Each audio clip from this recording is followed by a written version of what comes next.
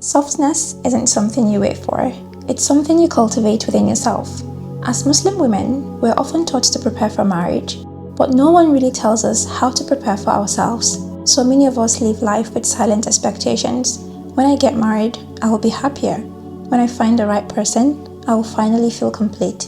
When I become a wife, then I will be valuable. This video isn't about how to attract a husband.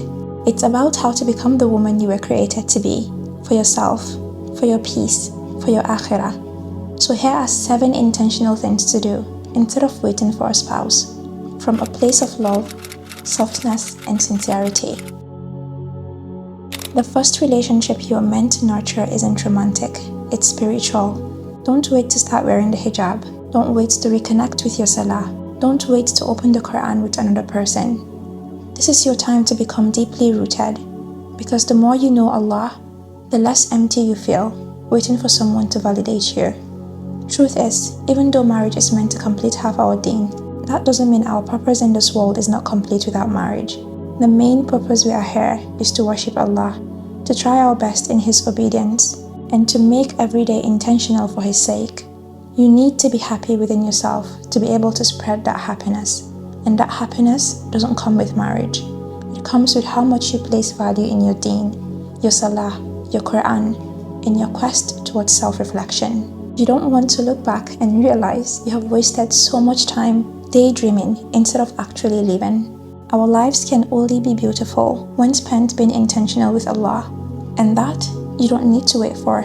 It's right within you. The more you yearn for the connection with Allah, the more He shows you the beauty within yourself and grants you happiness in His worship. No other relationship can ever bring you that. You don't need to have everything figured out to talk to Allah.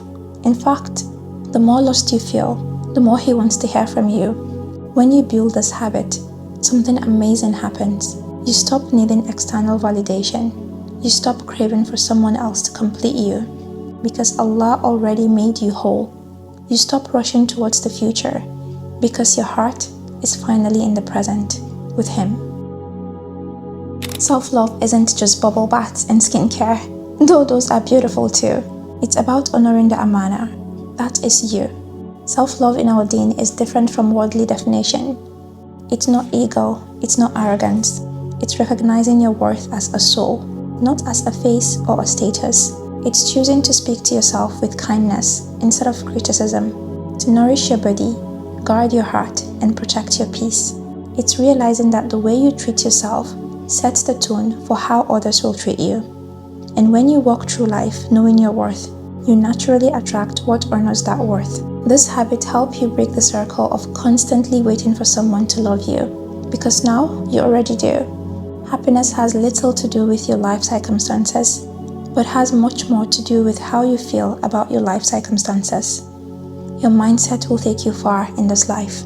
Self-love is your Quran, dhikr, fasting, intentional eating, exercising, journaling. Self-love is you taking care of your dunya and akhirah. I feel my best when I do things alone, because then is when I feel so intentional with myself. I know something, how can I go out by myself with no one to speak to? But honestly, it's the most peaceful thing. You hear yourself more, know what you love and what you don't, and also learn to set boundaries too. Because you master the art of staying with yourself, you will become strong enough to recognize what is worth your energy. Educate yourself. Study the women of Islam, Khadija radiallahu an, Aisha radiallahu an, Maryam alayhi salam, all powerful in their own right. Some were married, yes, but they were whole before that. Take courses, build skill, learn a language. You are allowed to be intelligent, driven, and inspired, even before marriage. Knowledge is obligated for both men and women. The more you know, the better you serve Allah and the people around you. Also, the more confident you become in the choices you make. Knowledge is vast, and there is always something to learn. Self-improvement is an ongoing journey, not a destination. When you invest in your mind and your soul, you are not just preparing for a future relationship, you are preparing for life.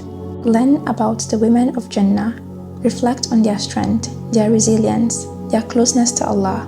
Let their stories inspire your own becoming. Seek out books that stretch your thinking. Take the courses you have been eyeing. Educate yourself about emotional intelligence, healthy relationship, boundaries, Islamic identity. When marriage comes, inshallah, you won't just bring a beautiful smile. You will bring wisdom, depth, understanding, presence. And right now is the perfect time to cultivate that.